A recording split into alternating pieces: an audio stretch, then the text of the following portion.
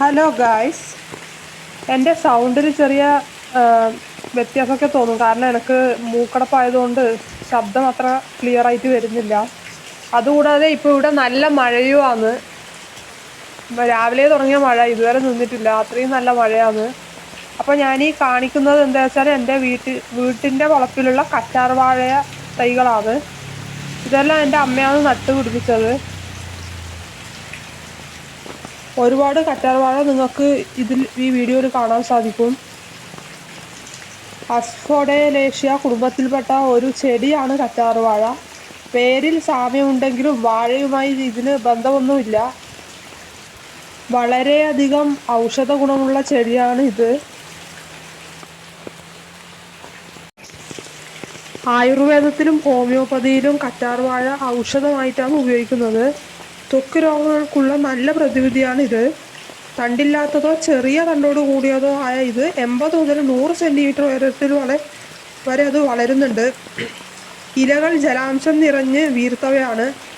ഇലകളുടെ അരികിൽ മുള്ളുകൾ ഒരു ദിശയിലേക്ക് അടുക്കി വെച്ച പോലെ കാണപ്പെടുന്നതാണ് ഈ കറ്റാർവാഴകളിൽ. കറ്റാർവാഴനെ കൊണ്ട് എന്തെല്ലാം ഗുണങ്ങളുണ്ടെന്ന് നമുക്ക് നോക്കാം. അപ്പോൾ അതിൽ ഒന്നാമത്തത് വെച്ചാൽ കറ്റാർവാഴയുടെ സ്വഭാവങ്ങൾക്ക് നിദാനം ഇല്ല. അതായത് ഈ പോളകളിൽ നിറഞ്ഞിരിക്കുന്ന ജെല്ലിലടങ്ങിയിരിക്കുന്ന മ്യൂക്കോ പോളിസാക്കറൈഡുകളാണ്. കറ്റാർവാഴ ജീവകങ്ങൾ അമിനോ അമ്ലങ്ങൾ, ഇരുമ്പ്, മാംഗനീസ്, കാൽസ്യം, സിങ്ക്, എൻസൈം തുടങ്ങിയവ അടങ്ങിയിരിക്കുന്നു. വിപണിയിൽ ആരോഗ്യപാനീയങ്ങൾ, മോയ്സ്ചറൈസുകൾ, ക്ലെൻസറുകൾ, ലേപനങ്ങൾ തുടങ്ങി നിരവധി കറ്റാർവാഴ ഉൽപ്പന്നങ്ങൾ ഇന്ന് ലഭ്യമാണ്. അത് നമുക്കറിയാലോ. നമുക്ക് ഒരുപാട് പരസ്യങ്ങളിലൊക്കെ കറ്റാർവാഴയിലൊക്കെ ഓരോരോ പ്രൊഡക്ട്സൊക്കെ കാണുന്നതാണല്ലോ. ആർത്രൈറ്റിസ്, ഡയബറ്റീസ്, അമിത കൊളസ്ട്രോൾ, കുഴിനകം തുടങ്ങിയ അസുഖങ്ങളുള്ളവർക്ക്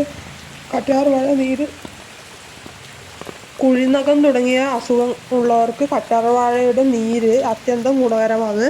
ഇത് നല്ലൊരു ആൻറ്റി ഓക്സിഡൻ്റ് ആണ്. കൂടാതെ ഇതിൽ ബാക്ടീരിയ, പൂപ്പൽ എന്നിവയെ ചെറുക്കുന്നതോടൊപ്പം രോഗപ്രതിരോധ ശേഷിയും വർദ്ധിപ്പിക്കുന്നുണ്ട്.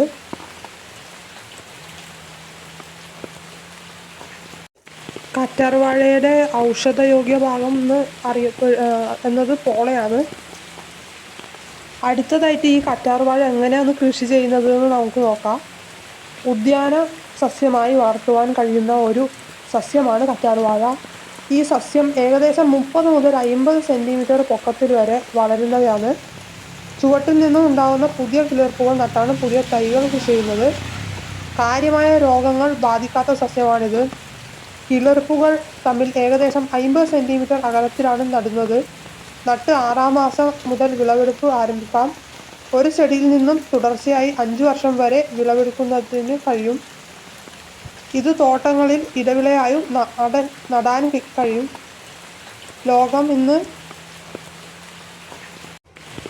സൗന്ദര്യ സംരക്ഷണത്തിൻ്റെ കാര്യത്തിൽ വളരെ മുന്നിലാണ്. അതുകൊണ്ട് തന്നെ ഈ ചെടിയുടെ കൃഷിക്ക് വളരെയധികം സാധ്യതയുണ്ട്. ഒരു ചെടിയുടെ ആയുസ്സിൽ 3.5 കിലോയോളം വിളവ് തരും. കള്ളിമുൾ ചെടി വിഭാഗത്തിൽപ്പെടുന്ന ഈ കുഞ്ഞൻ